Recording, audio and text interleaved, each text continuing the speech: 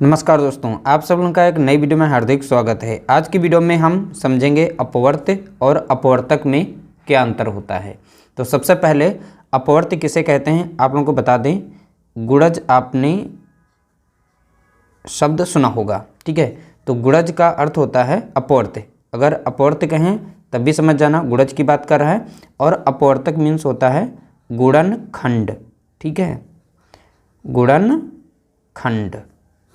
तो किस तरीके से अपवर्त्य यानी गुणज निकाले जाते हैं और किस तरीके से अपवर्तक यानी कि गुणनखंड निकाले जाते हैं, तो आज की वीडियो में सीखेंगे दोनों में क्या अंतर होता है। देखिए, 4 का अपवर्त्य बताना है तो अपवर्त्य यानी कि गुणज, और गुणज को इंग्लिश में कहते हैं मल्टीपल, ठीक है। तो यानी कि हमें यहाँ पर 4 का पहाड़ा लिखना है। 4 कम 4, 4 दूनी 8, 4 तियाँ 12, 4 चौके 16, 4 पंचे 20। इस तरीके से हम ये सब 4 के टेबल के रूप में यानी 4 का पहाड़ा लिखते हुए चले जा रहे हैं आगे की तरफ। तो ये सभी इसके 4 के अपवर्त्य हैं, यानी 4 के ये सब के सब गुणज हैं, ठीक है। और गुणज की संख्या अनंत होती है, इनकी कोई संख्या सीमित नहीं होती, असीमित होती हैं, ठीक है। और अपवर्तक में गुणनखंड ये निश्चित होते हैं। और किस तरीके से हम एक एक एग्जाम्पल लेकर सॉल्व कर रहे हैं और बारीकी से आपको इनका अंतर भी बताते हुए चल रहे हैं। जैसा कि हमने बताया 4 का अपवर्त्य, तो अपवर्त्य मीन्स गुणज, गुणज मीन्स उसका पहाड़ा पढ़ते हुए आगे जाना है। अब इसी तरीके से यहाँ 12 का अपवर्तक निकालना है, ठीक है। यहाँ पर 4 का अपवर्त्य था, यहाँ पर कुछ दूसरा क्वेश्चन हो सकता है, जैसे कि पूछ सकता है यहाँ पर 5 के अपवर्त्य बताओ, ठीक है।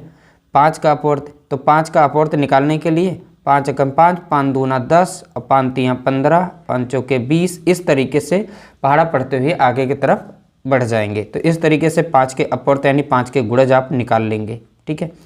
तो ये थे अपवर्त्य। अब निकालना हम सीखेंगे अपवर्तक। तो अपवर्तक में यानी कि गुणनखंड हमें ज्ञात करना है। गुणनखंड मीन्स क्या हुआ, 2 तरीके से बताएंगे, दोनों तरीके से आप लोगों को समझ में आ जाएगा। तो गुणनखंड मीन्स यानी 12 को किस किस संख्या से हम काट सकते हैं। जिन संख्याओं से काट सकते हैं 12 को, वही उसके गुणनखंड हैं। यानी हम 1 से 12 को काट सकते हैं, 2 से यानी 2 छंग 12, 3 चौके 12 और 4 तियाँ 12, ठीक है। 4 से भी कट जाएगी, 5 से नहीं कटती है। फिर 6 से हम 12 को काट सकते हैं, 7 से 8 से 9 से 10 से वगैरह, आखिरी में 12 से हम डायरेक्ट काट सकते हैं। तो यानी 12 के जो अपवर्त्य हुए यहाँ पर यानी कि गुणनखंड, तो ये कितने हुए 6। तो इन्हें हम गुणनखंड कहें या अपवर्तक कहें, दोनों का मतलब एक ही है, यानी मीनिंग एक ही है, फैक्टर ही। इंग्लिश में से हम फैक्टर कहते हैं और हिंदी में से फैक्टर्स। ये सभी के सभी 12 के फैक्टर्स हो गए, या फिर गुणनखंड कह सकते हैं या फिर हम अपवर्तक कह सकते हैं, ठीक है। अपवर्तक लिखा हो तब भी आप लोगों को इन्हीं के गुणनखंड निकालने हैं। तो इस तरीके से ये अपवर्त्य यानी कि इनमें टेबल पढ़ना होता है, यहाँ पर गुणनखंड निकालना होता है। एक और संख्या हम ले लेते हैं जैसे कि 36। तो 36 के अगर हमें निकालने हो गुणनखंड यानी अपवर्तक निकालने हो तो कैसे निकालेंगे, तो हमें चेक करना है कि ये 36 जो है किस किस संख्या से कट सकती है। देखिए, इसका सिंपल एक तरीका होता है, इन दोनों को 12 के भी उसी तरीके से निकाल के दिखा देते हैं और 36 के भी। चलिए सबसे पहले हम 36 को देखते हैं। तो 1 और 36, तो यानी कि गुणनखंड में आप लोगों को बता दें सबसे हाईएस्ट गुणनखंड यानी खुद ही संख्या होती है। यानी 12 के अगर अपवर्तक निकाल रहे हैं तो इसका लास्ट जो अपवर्तक होगा वो खुद संख्या यानी 12 ही होगी, या गुणनखंड कहें तो 12 ही गुणनखंड होगी। तो 36 के अगर निकालें यहाँ पर गुणनखंड, तो 1 गुणे 36 यानी 36 से कम 36 और 1 से भी 36 कटेगा, और 1 से बड़ी 2 संख्या है तो 2। अब 2 से इसे अगर काटेंगे तो 2 से कटेगी 18, 18 दूनी 36। तो 2 से भी हम 36 को काट सकते हैं, 18 से भी काट सकते हैं। तो इस तरीके से 3 से संख्या कट जाएगी, ठीक है, 3 गुणे 12 आ जाएगा, यानी 3 से कट जाएगी। 4 से भी कर सकते हैं, 4 नाम 36। अब देखेंगे कि किसी और संख्या से काट सकते हैं क्या। 5 से कटेगी, 6 से कटेगी, हाँ 6 से कट जाएगी, 6 छाक 36, 6 से भी काट देंगे। अब यहाँ पर हमें अगर गुणनखंड लिखना हो सिस्टमेटिक तो कैसे निकलेंगे, तो 36 के गुणनखंड हम लिखेंगे, इस साइड से चले आएंगे। 1 हो गया, 2 3 4 6, 6 2 बार आए, हमें एक ही बार लिखना है। फिर हो गया 9, फिर हो गया 12, फिर 18 और 36।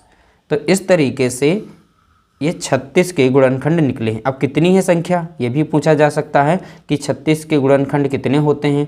तो यहाँ पर गिन सकते हैं 1 2 3 4 5 6 7 8 9। तो 36 के गुणनखंड निकलेंगे टोटल 9। ठीक है, इसी तरीके से 12 के जैसे हमने निकाले हैं तो 12 के भी यहाँ पर निकाल के आप लोगों को दिखा देते हैं।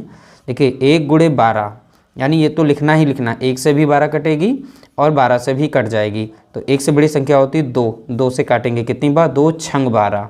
ठीक है, 2 छंग 12 देख सकते हैं। 3 से कट जाएगी, 3 चौके 12। अब ये अगली संख्या किसी से नहीं कटेगी, यानी कि 12 जो है इतनी संख्याओं से ही कटेगी। अब यही देख सकते हैं यहाँ पर जो लिखे हुए हैं यही नंबर हमने यहाँ पर लिखे थे। पहले नंबर पर 1 था, 1 मैंने लिखा, 2 था, 2 लिखा, 3 था, 3 लिख दिया था, 4 है तो 4 लिखा, और जहाँ पर 6 है तो 6 लिखा था, 12 है तो 12। इस तरीके से टोटल 12 के गुणनखंड कितने होंगे, 6। गुणनखंडों की संख्या भी पूछी जाती है। गुणनखंड कैसे निकाले जाते हैं ये तो बता ही दिया, और गुणनखंडों की संख्या कितनी है ये भी पूछा जाता है। तो इस तरीके से हमने आज की वीडियो में जाना अपवर्त और अपवर्तक में क्या अंतर होता है।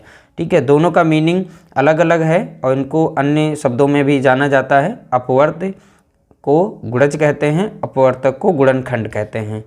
उम्मीद करते हैं आप लोगों को वीडियो आज की हमारी अच्छी लगी होगी। वीडियो अच्छी लगी हो तो प्लीज़ वीडियो को लाइक करना, शेयर करना, चैनल पर नए हो तो चैनल को सब्सक्राइब कर लीजिएगा।